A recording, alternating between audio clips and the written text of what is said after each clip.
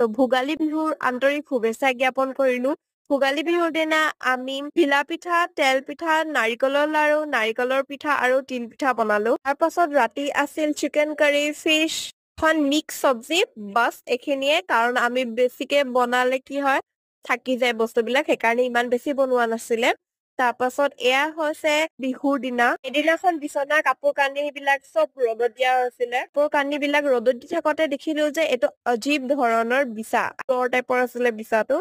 তাৰ পাছত খালো মা আৰু মই পিঠা আলু যোনটো আইতাই বইল কৰিছিলে তাৰ পাছত খাই পেলাই আমি আকৌ